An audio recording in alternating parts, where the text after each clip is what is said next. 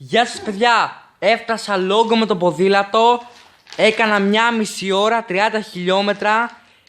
Και πηγαίνετε τώρα να δείτε το βίντεο, να δείτε κάποια πλάνα που έκανα. Παιδιά, πάμε νέο προορισμό. Και πάμε στο χωριό μου το Λόγκο. Και βγάζουμε βίντεο. Λοιπόν, παιδιά, η ώρα 4:40.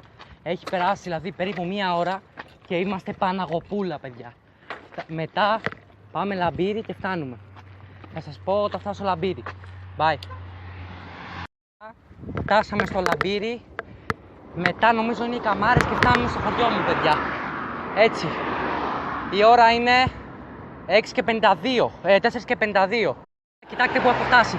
Σε αυτήν την εκκλησία εδώ πέρα. Ξέρω ότι είναι δίπλα από το χωριό μου. Είναι ο Άγιος Διονύσιος, νομίζω. Βλέπετε εδώ. Φτάνουμε. Και φτάνουμε, παιδιά. Τώρα, σε αυτή τη στροφή εδώ πέρα είναι οι Καμάρες. Και φτάσαμε Λόγκο, φίλοι μου. Γεια! Φτάσαμε Καμάρες. Λοιπόν, βλέπετε εδώ. Βλέπετε. Λοιπόν, τι ώρα είναι? Λοιπόν, είναι 5:02. Είναι 5:02. Φτάσαμε.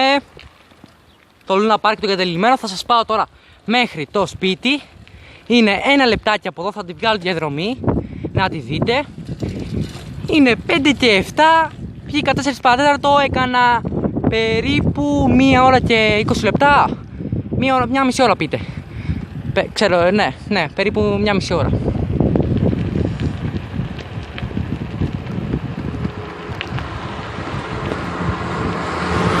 Βλέπετε εδώ, έχει κατηφόρα, έχει αυτό εδώ πέρα που ανεβαίνουμε με τον Στάθη και τον Άγγελο.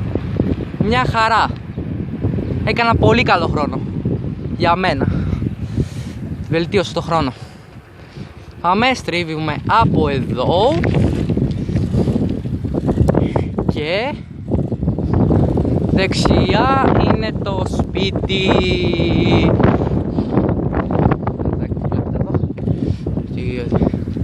Μας ποδήλατο. Εκεί πέρα που βλέπετε τον μπλε κάδο. Θα σας το δείξω καλύτερα. Νάτος, ο μπλε κάδος. Και αυτό εδώ είναι αριστερά το σπίτι. Απού! Στάθη!